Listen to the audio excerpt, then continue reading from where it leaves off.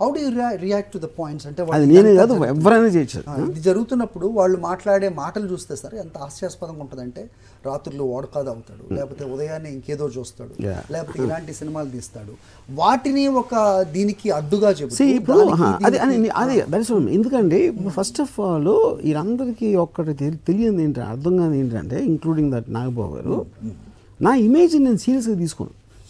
ఇమేజ్ని సీరియస్గా తీసుకున్నప్పుడు నా ఇమేజ్ని మీరు పాడు చేయలేదు. అది పాయింట్ అక్కడ. వాళ్ళు తీసుకుంటారు, అందుకని వాళ్ళు డిస్టర్బ్ అయిపోతారు. ఇప్పుడు నేను పాన్ చూస్తాను చెప్పాను వాడిని, they don't know watching pan is not illegal in India. అది నాకు తెలుసు, అందుకని నేను చెప్పగలుగుతా. అది వాళ్ళేమి ఇల్లీగల్ అనుకుని వాళ్ళు దాక్కుని చూస్తారు. నేను if I'm with a girl I just put the thing, అది నేను నేను చెప్పిన, నేను ట్విట్టర్లో పెట్టిన, వాళ్ళు తీసి ఆడిది ఈడది అని చెప్తారు.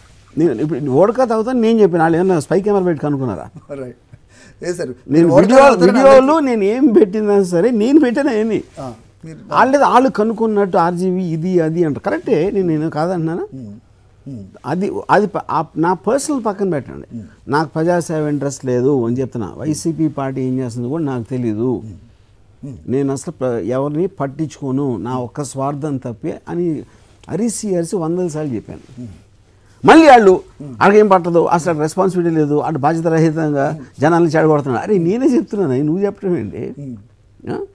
జనాలు నా మళ్ళా జనాలు చెడిపోతారు అని అంటే అది జనం మీద కామెంట్, నా మీద కాదు. అది మీరే చెప్పారు, మీరే చెప్పినవే, ట్వీట్ చేసినవే, వాడక దాగుతాను కానీ లేకపోతే ఫ్రెండ్స్తో ఉంటారు, ఇవన్నీ కూడా.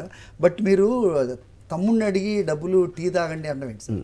సరే, ఇప్పుడు అదే పాయింట్. ఇప్పుడు ఇక్కడ చిన్న ఇదే, ఇప్పుడు నన్ను కమెడియన్ అన్నారు. ఓకే, కమెడియన్ అనేది నేను ఒక పెద్ద డిమీనింగ్ దీనిగా నేను తీసుకోవట్లేదు. స్టార్ట్ విత్ ఇప్పుడు మాట్లాడటానికి ఒక ఇదేంటి, ఇప్పుడు ఎవ్రీబడి నాగబాబే ఎక్కడ మన ఆరెంజ్ తీసినప్పుడు నేను మన రోడ్ల మీదకి వచ్చేసాను, తమ్ముడే నన్ను కాపాడని అని ఏడ్చారు కదా ఒక టైంలో. వాళ్ళ అన్నయ్య చరిత్ర తెలుసు. సో బేసిక్గా మీరు ఒక కుటుంబంలో పుట్టి మీ అన్నయ్య తమ్ముడు సూపర్ స్టార్స్, మీరు ఎందుకు పనికి రాకుండా పోయారు? మీరే అంటున్నారు వాళ్ళు లేకపోతే నేను లేను అని. అంతకన్నా ఇన్సల్టింగ్ థింగ్ ఉంటుందా? మీ తమ్ముడి దగ్గర డబ్బులు తీసుకుని తమ్ముడు లేకపోతే నేను లేను అని చెప్పడానికి? నేను అదే చెప్పాను. అబ్సల్యూట్లీ ఆయన చెప్పింది నేను చెప్పా, నేను క్రియేట్ చేయలేదే. సో బేసిక్ అదేంటి, అలా నాతో అనిపించుకోవడానికి, దాన్ని తీసుకోవడానికి ఎవరు కారకులు? ఆయనే. ఎందుకు నా దగ్గర రావటం అసలు నేను ఏం చేశాను? పైగా ఇలాంటి ఇష్యూలో పొద్దున్న పవన్ కళ్యాణ్ బ్రదర్గా నేను పవన్ కళ్యాణ్ ఏదైనా ఒక మాట అంటే దానికి డిఫెన్స్గా ఆయన ఏదైనా అనొచ్చు.